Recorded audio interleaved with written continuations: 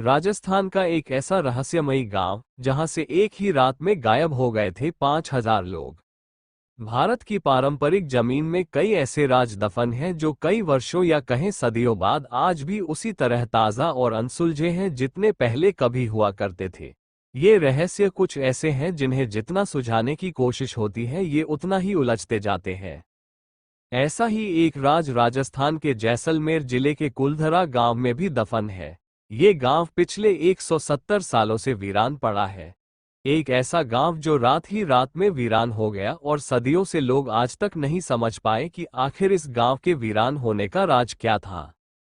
कुलधरा गांव के वीरान होने को लेकर एक अजीबोगरीब रहस्य है। दरअसल कुलधरा की कहानी शुरू हुई थी आज से करीब 200 साल पहले, जब कुलधरा खंडहर नहीं था बल्कि आसपास के 84 गांव पालीवाल ब्राह्मणों से आबाद हुआ करते थे। लेकिन फिर जैसे कुलधरा को किसी की बुरी नजर लग गई। वो शख्स था रियासत का दीवान सालम सिंह, अयाश दीवान सालम सिंह, जिसकी गंदी नजर गांव की एक खूबसूरत लड़की पर पड़ गई थी। दीवान उस लड़की के पीछे इस कदर पागल था कि बस किसी तरह से उसे पा लेना चाहता था। उसने इसके लिए ब्राह्मणों पर दबाव बनाना शुरू कर दिया। हद तो तब हो गई कि जब सत्ता के मद में चूर उस दीवान ने लड़की के घर संदेश भिजवाया कि यदि अगले पूर्णमासी तक उसे लड़की नहीं मिली तो वह गांव पर हमला करके लड़की को उठा ले जाएगा। दीवान और गांव वालों की ये लड़ाई अब एक कुंवारी लड़की के सम्मान की भी थी और गांव के आत्मसम्मान की भी। गांव की चौपाल पर पालीवाल ब्राह्मणों की बैठक हुई और 5,000 से ज्यादा परिवारों ने अपने सम्मान के लिए रियासत छोड़ने का फैसला ले लिया। कहा जाता है कि निर्णय लेने के लिए सभी 84 गांव वाले एक मंदिर पर इकट्ठा हो गए और पंचायतों ने फैसला किया कि कुछ भी हो जाए अपनी लड़की उस दीवान को नहीं देंगे। अगली शाम कुलधरा कुछ यूं वीरान हुआ कि आज परिंदे भी उस गांव की सरहदों में दाखिल नहीं होते। कहते हैं गांव छोड़ते वक्त उन ब्राह्मणों ने इस जगह को श्राप दिया था। आपको बता दें कि बदलते वक्त के साथ 82 गांव तो दोबारा बन गए, लेकिन 2 गांव कुलधरा और खाबा तमाम कोशिशों के बाद भी आज तक आबाद नहीं हुए हैं। ये गांव अब भारतीय पुरातत्व विभाग के संरक्षण में हैं, जिसे दिन की रोशनी में सैलानियों के लिए रोज खोल दिया जाता है। कहा जाता है कि यह गांव रूहानी ताकतों के कब्जे में है।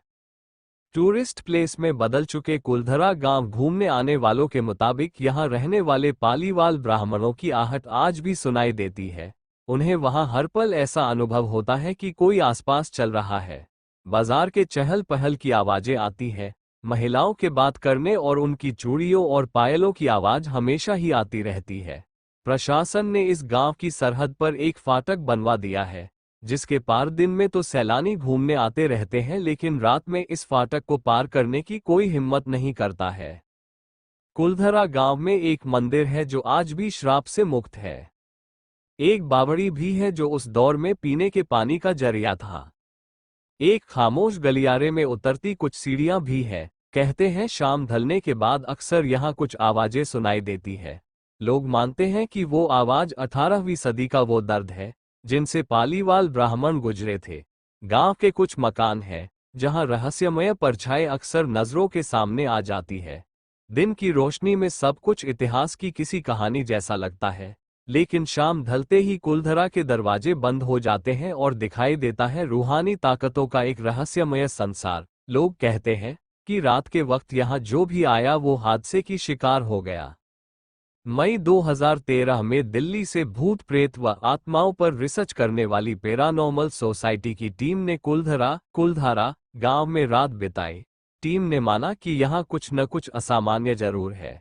शाम के वक्त उनका ड्रोन कैमरा आसमान से गांव की तस्वीरें ले रहा था, लेकिन उस बावड़ी के ऊपर आते ही वो कैमरा हवा में गोते लगाता हुआ जमीन पर आ गिरा, जैसे कोई था जिसे वो कैमरा मंजूर ना हो। ये सच है कि कुलधरा से हजारों परिवारों का पलायन हुआ।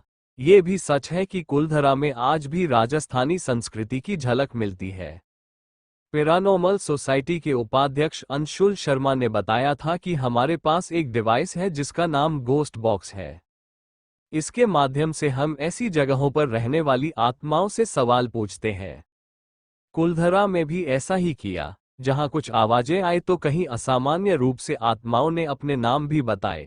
4 मई 2013 शनिवार की रात्रि में जो टीम कुलधरा गई थी उनकी गाड़ियों पर बच्चों के हाथ के निशान मिले।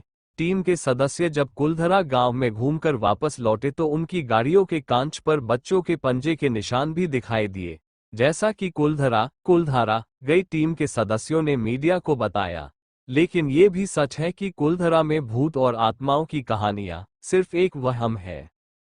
इतिहासकारों के मुताबिक पालीवाल ब्राह्मणों ने अपनी संपत्ति, जिसमें भारी मात्रा में सोना, चांदी और हीरे जवाहरात थे, उसे जमीन के अंदर दबा रखा था। यही वजह है कि जो कोई भी यहाँ आता है वो जगह जगह खुदाई करने लग जाता है, इस उम्मीद से कि शायद वो सोना उनके हाथ लग जाए। ये गांव आज भी जगह जगह से खुदा हुआ मिलता है।